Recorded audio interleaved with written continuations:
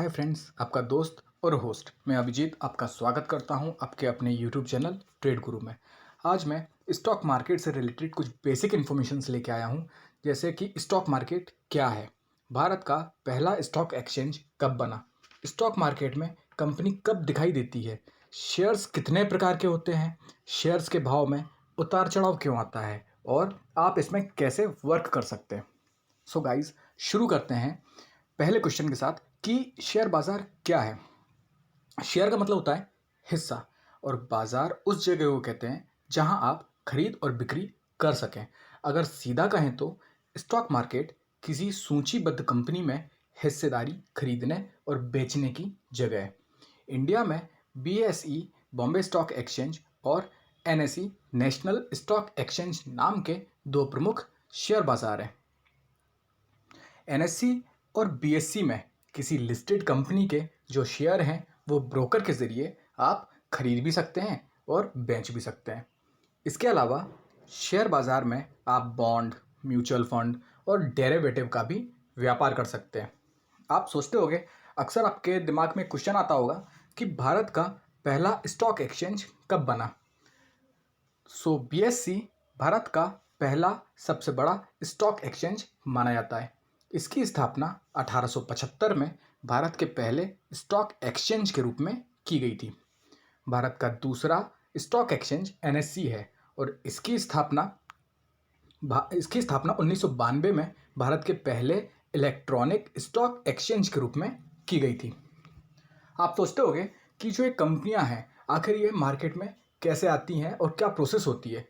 तो इसका एक बेसिक आंसर है कि स्टॉक मार्केट में लिस्टेड होने या दिखने के लिए कंपनी को एक्सचेंज से लिखित रूप से बहुत सारे समझौते करने होते हैं। उन समझौतों के कारण कंपनी को अपनी हर गतिविधि की जानकारी बाजार को समय समय पर देनी पड़ती है। उस जानकारी के आधार पर कंपनी का मूल्यांकन किया जाता है और उसी मूल्यांकन के आधार पर मांग घटने और बढ़ने पर उस कंपनी के शेयरों की कीमतों में उतार चढ़ाव दिखता है। इसी के अलावा और भी जानकारियां देनी पड़ती हैं, जैसे 3 साल का रिकॉर्ड, कंपनी का मार्केट में 25 करोड़ के ऊपर हिस्सा, आईपीओ के लिए कंपनी की पूंजी कम से कम 10 करोड़ होनी चाहिए और FPO follow on public offer के लिए 3 करोड़ होनी चाहिए। और भी बहुत सारे नियम होते हैं। आप सोचते होंगे कि ये स्टॉक शेयर्स कितने प्रकार के होते हैं, तो बताना चाहूँगा बेसिकली 3 प्रकार के होते हैं: कॉमन शेयर्स, बोनस शेयर्स और प्रेफर्ड शेयर्स।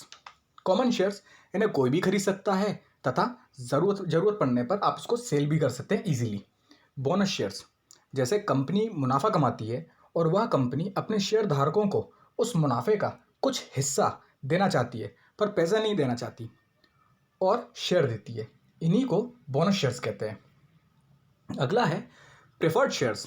ये शेयर्स कंपनी द्वारा कुछ खास लोगों के लिए ही लाया जाता है, जैसे कंपनी को फंड की ज़रूरत है तो वो मार्केट में शेयर लाती है और उन शेयरों को खरीदने की पहली प्राथमिकता कंपनी अपने कर्मचारी को ही देती है।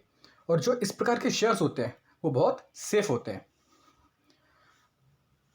शेयर्स के भाव में आखिर उतार चढ़ाव क्यों आता है, तो बताना चाहूँगा किसी कंपनी के कामकाज, ऑर्डर मिलने या छिन जाने, अच्छे नतीजे रहने, मुनाफा बढ़ने या घटने जैसी जानकारियों के आधार पर उस कंपनी के शेयरों में उतार चढ़ाव आता है।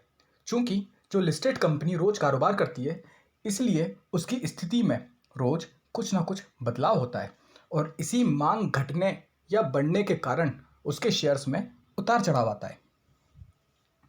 अब आप लोगों के बहुत दिमाग में एक ख्याल चलता होगा कि हमको भी ट्रेड करना है, स्टॉक मार्केट में इन्वेस्टमेंट करना है, तो हम स्टार्टिंग कैसे करें।